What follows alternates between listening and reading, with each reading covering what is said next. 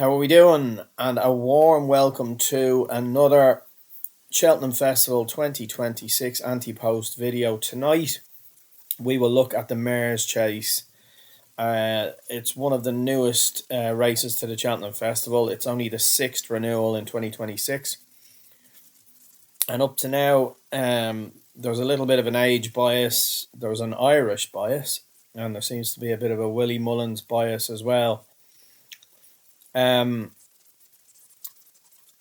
will be guided by the age here. Mares are very different to geldings and colts, where they tend to go stale very quickly, and when they do, that's it. They don't want to race anymore. They want to head off maybe to the breeding sheds, or they've maybe just had enough. To get some examples, Apple's Jade would be a good example of it. Even Honeysuckle towards the end, I think she'd had enough of it. On the flat, we had Sariska, who was a fabulous mare. She could have won an arc. I really believe it. But she actually started refusing to race. She just stand in the stalls. So we're looking for a 6 or 7 or an 8-year-old, I think. And I'm being cautiously guided by the age stats on here. So there we go. We'll have a look at it. The market, as it looks, I'll go to the end of the market first of all, because there's nothing there really that's jumping out at all at a crazy price. I do like my crazy prices, but I mean, like Air of Entitlement is, I think, going for a handicap hurdle if she doesn't go for the mare's hurdle. Fun, just not up to it. In my opinion. Telepathique's not going to be good enough. Caroline Bamboo's been disappointing. Joyeuse is going for that hurdle at Newbury at the weekend. Therese, slight bit of interest there, because the only time she's gone left-handed, she was very impressive. So other than that, she's been a bit disappointing. So we'll head to the top of the market and work our way down to find our selection.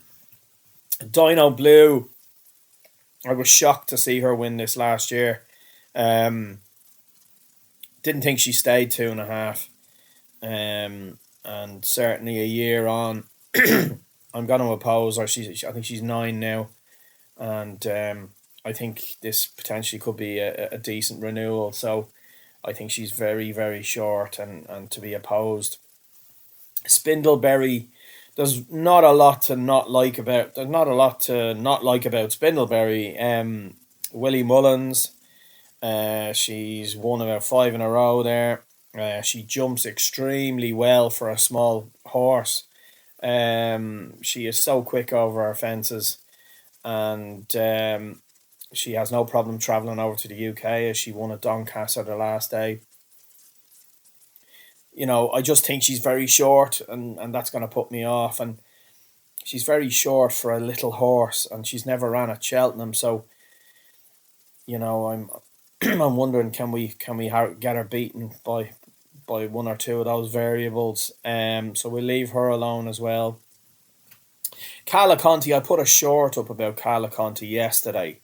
I think it's safe to say, of all these Willie Mullins horses that were juvenile hurdlers and that that kind of crop, she's the one that's improved the most over fences. She's won very easily in both her starts, and she really does jump well. You know, what's making me oppose her, and she's been backed into 6-1 now, and I think she's very short, because her only run at Cheltenham, she cruised round and travelled around lovely. When she got to the bottom of the hill, she puked, and she didn't like the hill at all for me. So I don't think she acts around Cheltenham, even though we've only seen her the once. But as well as that, if you look at her form, she doesn't win after Christmas. All her wins seem to come in the autumn. So I think she's an autumn-winter horse. And for that reason as well, I think 6-1 is too short. Only by Night, I like a lot. I like Only by Night a lot. Gavin Cromwell's horses, you need to upgrade them a little bit because he's been so much out of form the last 2 months. So you need to look at a lot of his horses and just put a line through the run in November, December. Hopefully he'll find his form again pretty soon. But Only by Night was outstayed by a potential Gold Cup winner in the Arca last year. And although Django Boy outstayed Only by Night wasn't stopping. So I think she has a chance in this. I really do. She ran a blinder in the Arkle, and I think she will get the 2.5. I just think she was beaten by a fabulous horse in the Arkle, so she would definitely make the shortlist. Definitely make the shortlist. July Flower, as a lot would know, I've put July Flower as my selection in the Arkle. You can watch my Arkle preview in on my playlist there. Um, she's still my, even though she's drifted, she's still my Arkle selection, and I hope she goes that way. And again, Henry's been in terrible form, just like Gavin. So I expect a lot of his horses to be, you put a line through their last run, and you need to upgrade what they've done because July Flower, I think, has a really good chance in the Arkle. What I think might happen, if it's good ground that week, I think she may go for this race. But if it's soft ground in any way, I think she'll definitely go for the Arkle. And I really do hope she goes for the Arkle. So that's July Flower. And just watch Henry's strike rate. Hopefully it'll start improving now as we get towards the spring. Panic Attack won the Paddy Power and then went on and won the Hennessy. And that's absolutely unreal. That's a fabulous, fabulous feat she's achieved. And fair play to Dan Skelton. That's some training performance. I just don't think this is her race to win. I just don't.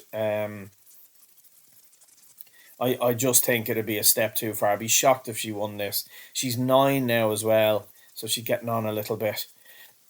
Actually, I think she might be 10. I think she might have turned 10. Let's just have a quick look. Panic Attack.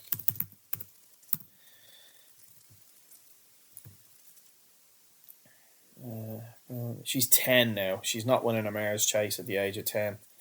I certainly can't be having her for it. But she's done fabulously well nonetheless. The Big Westerner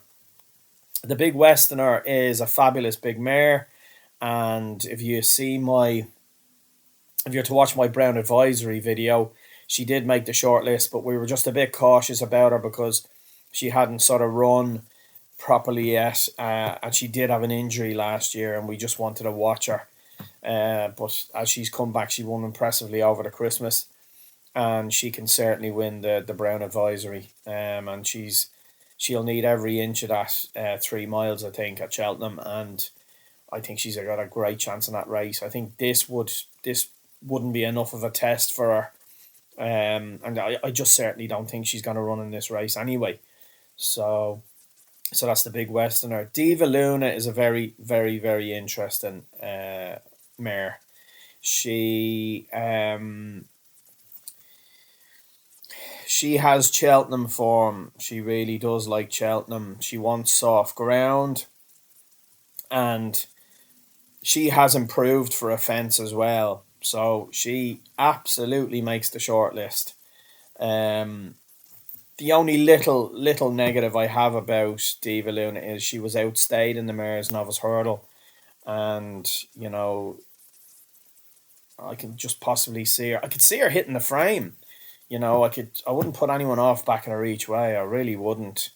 But she won't be my selection. In this, just going down there, you've Allegory Devassi, too old, and she needs to go right-handed anyway. Queen's Gamble, no. Bioluminescence, getting too old. Just a Rose needs a flat track. The Nichols horse. Now, Cargasi is very interesting. She's another one that looks really good over fences. She seems to have improved, although not being spectacular. I think she's a really, really good horse. She does like Cheltenham as well, but the word on the street is that she is going for the Arkle. So there's strong rumours as well. So I think she is actually going for the Arkle. So I shall get to the selection. Just one other Pagan there. I just don't think she's good enough. She's already ran, I think, 5 times this season already, and that's not a prep for a Cheltenham Festival. But the selection, folks, is Jade de Grugy at 25-1 with Bet365, and I shall make my case for her just now. Sorry, now, just 1 second. So Jade de Grugy, the other Mullins horse, she's just turned 7 by Dr. Dino Balangari, very nicely bred. Would probably, it kind of looks there that she'd want better ground, but she's plenty of form on soft ground. You can see there she was outstayed by the big Westerner at Limerick over Christmas, but there's no, you don't want to be, there's no disrespect to that. It's beaten 2 lengths by the big Westerner. There's nothing wrong with that run at all. Put a line through her first run of the season. A lot of Willies weren't really ready. And Gordon was flying in November, wasn't he? Carla Conti beat her. So I'm going to put a line through that totally. But just getting back to it. So she was second in the mare's hurdle behind Lossie Mouth. Absolutely nothing wrong with that whatsoever. Because I think Lossie is going to win that race again this year. Or even the champion hurdle if she goes for it. She was beaten in the mare's novice the season before. And yeah, if you look at it, she was 4th. A little bit disappointing possibly, but you have 2 champion hurdle horses that have beaten her there. And if we really do look at it, there's excuses here, right? There really is excuses here. She didn't make her debut until the 28th of December 2023. And on only her 3rd start did she run in a mare's novice hurdle at the Cheltenham Festival. That was a lot to ask for a very lightly raced filly. She then went on later in the spring and beat Spindlebury, no less, in the 2.5 mile of Fairy House. So that was a really good run. Then last season, she made her seasonal debut on the 20th of February, been off the track for 326 days. And then she went to the Cheltenham Festival less than 3 weeks later. That's a lot to ask of a filly. You would have put a line through it if she was last, because you could have said she bounced. That's a big break to go and run, and then run less than 3 weeks after that at the Cheltenham Festival. So that was a phenomenal run, I think, being second to Lossie Mouth. A phenomenal run if you take everything into account. And again, I think this was a big run the year before. Only her 3rd start on a race course, going straight into the Cheltenham Festival. So I think she really likes Cheltenham. I think she handles Cheltenham. I think she's done well over fences so far. We put a line through the Cork race. And I think there's a huge, if you really, really think about it and put all the facts together that we have on the table, 25-1 is a bonkers price for Jade de Grugy. We know we're confident she's going to go for the race, because we know where her stablemates are going. Cargasi, we think the Arkle. I just think, I think it's a fabulous price. All being well, we know Willies will be ready to go come March at the festival. And the question would be, what's not to like? What is not to like about her? I'd be interested at 10 or 12-1, but she's 25-1 with Bet365. So absolutely delighted with that. And that is it, folks. If maybe you could let me know what you think yourselves in the comments. See who you're backing. What do you fancy? Maybe there's something at a bonkers price that you've seen. Um, and maybe do you agree with me or disagree with me? Please let me know. If you could like and subscribe also, it's really going to help the channel out if you're enjoying the content. And once again, thanks a million for tuning in. I will be back next week with another anti-post preview. So best of luck. Many thanks.